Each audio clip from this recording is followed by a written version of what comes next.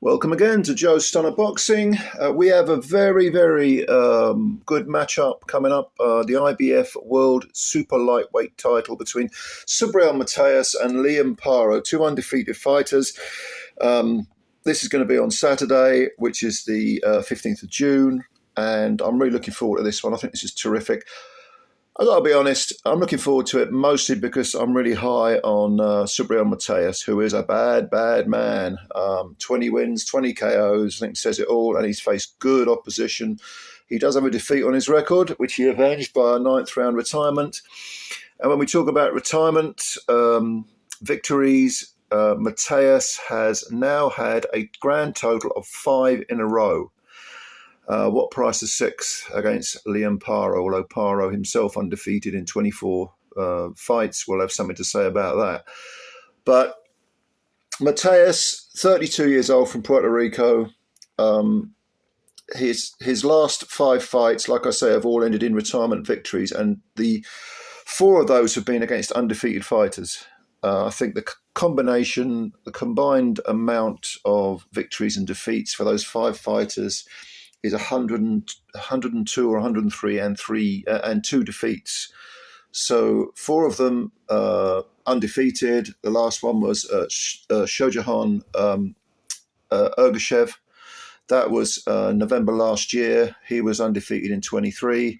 Jeremiah Ponce, undefeated in 30 fights. Petros Ananyan was the guy who had a points victory over Matias. He retired in 9 rounds. Batazan Jukumbayev was undefeated in 18. He retired after 8 rounds. And then Malik Hawkins, undefeated in 18, also retired in 6. So what are they used to call Lomachenko Nomaschenko. SUBRIEL Matias, SUBRIEL Matias, definitely, yeah. Why is this guy smashing up previously undefeated fighters? Why is he forcing them to just quit rather than take further punishment? Well, it's this controlled pressure, which it actually is so much more effective than it looks. He's an orthodox fighter. He comes forward, high guard, and he does fire a lot of punches, but it's not like he comes out of the traps steaming. I mean, there's normally the first round's normally, he has a look at them, but he's constantly cutting the ring off, constantly putting that mental pressure on. He does load up with punches. Every punch seems to be hurtful, but at the same time, you don't get the impression he's looking for a knockout punch. They're all very sort of precise, and it's almost like he knows which punches to throw at what time, and that's an indication of someone with a high ring IQ. The moment the opponent unloads or opens up, Matias is on him. He's firing very, very hurtful. He fires between the offense of the opponents and then some. He likes to have the last word as well. I mean, a good example of this is Ergashev, who came in, he retired after 6 rounds, but he came in last December, 23 wins and 20, I think he had 20 KOs at the time. So he himself was regarded as a bit of a banger. He didn't get a look in. Matias just walked right through him. And Matias, if you go back to that one defeat against Petros Ananyan, the one that he avenged, that was a unanimous 10-round decision. That was back in 2020, but that came less than a year after a tragic, again, another 11. This was an 11th round retirement over a Russian fighter called Maxim Dadyshev, and Dadyshev ended up dying. Who was it now? Buddy McGirt was in the corner. Pulled Dadyshev out after 11 rounds, and then Dadyshev immediately collapsed, was taken to hospital and died. And I think, if you kill a man in the ring, you're going to ask questions about yourself and what you do for a living, aren't you? Unless you're a complete psychopath. So I think he's kind of over that. It certainly looks like he's over that. 5 consecutive retirement victories, 4 of them against undefeated fighters. You've got to say that the evidence is there that Matias sort of came through that sort of fugue that was in his head about after killing a man. And but it is understandable that, less than a year later, that wasn't his subsequent fight, by the way. He had he had a fifth round KO in between the Dadashev tragedy and the Ananyan defeat. But he was probably he probably was questioning himself. And it's a hell of a thing, killing a man. I've never done it, but I don't want to do it either. But yeah, but he does seem to have come through that. Now, if you look at Liam Paro, as intimidating and as proven and as flying and confident as Matias is, Paro is not a pushover. He's from Australia. He's a southpaw, 28 years old.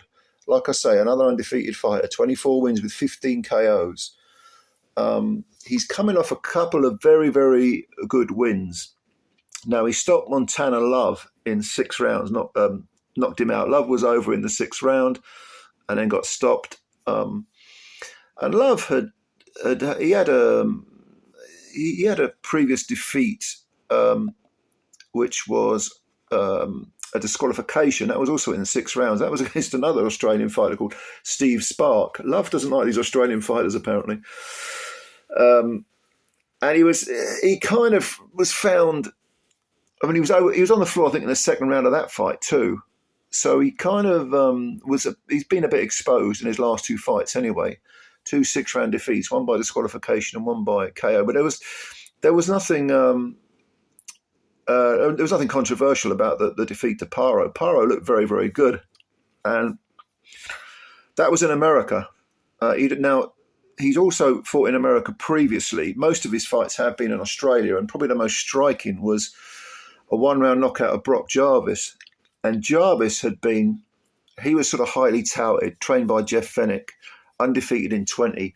But I've got to be honest, Jarvis got done in about 30 seconds, I think. And I'd not been impressed with what I'd seen. Defensively, he looked very, very slack indeed. Very slack. He'd been on the floor in a couple of times, I think, in one of his fights. I can't remember the opponent. I think it was a guy called Rodriguez had floored him, and that was I think, his American debut. Then he went back to Australia to fight Paro and got smashed to bits. Jarvis has no defence whatsoever and looked a bit chinny to me. So it didn't surprise me that Paro beat him. I picked Paro to beat him, but Paro, to do him in 30 seconds, I mean, those are difficult results to predict. I didn't think he'd do him that quick. Paro, I wouldn't call him actually a one-punch banger, despite that result. I'd say he's got stiff power. He'll get your attention. But I'm not sure can he get Matias's attention? He'll need to. But he's more of a box puncher. So, yeah, like I say, he's a southpaw. Matias is orthodox, so that'll come into it as well, probably. How's this fight going to go? Look, I'll be honest with you. I would not rule out Liam Paro. I think he's a live dog, as they say, a live underdog.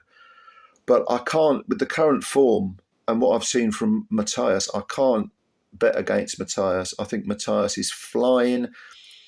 I think with all these stoppages, retirements that he's getting, I mean, like I say, one was in the 9th round, one was in the 8th round, did 2 in the 6th round, and one was in the 5th round.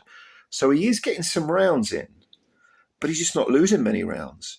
And I think for Paro to have a chance, he's going to have to try and use that southpaw stance. I wouldn't go standing in front of Matias early on, certainly not anyway. He's going to have to outwork him. He's going to have to give him angles, try and make that southpaw stance awkward for Matias. I wouldn't go looking. For the first 4, 5, 6 rounds, I wouldn't go looking to land power punches. I would just look to score points if I was Paro and move a lot. That's not to say running. I mean, I want to say give him angles. I mean, sidestep. Try and make Matias reset. Because Matias is going to come at you. Matias is going to be trying to put pressure on you. And do not get trapped on the ropes, for Christ's sake. The moment you feel you're back against the ropes, skid off them, little semicircles. And then after 6 rounds, this is a 12-rounder because it's for, like I say, the IBF super lightweight title, which belongs to Matias. But yeah, I think Paro's got his work cut out. I think if it's a point scoring exercise after six, after six you can put your foot on the gas. But for the first half of the fight, I'd be looking to win rounds, not by standing and fighting at all, not by exchanging, but by pop, pop, pop, move. If Matias does corner you, grab an hold, maybe make the fight a little bit ugly. Don't get me wrong, I'm not saying run. I mean, I'm not saying retreat without throwing punches at all. I just think Paro's going to need to really be very, very careful, certainly for the first third of the fight. I'd say the first 6 rounds, and regard it as a point scoring exercise, and try and use that southpaw stance. Try and lots of semicircles, lots of foot movement, side to side.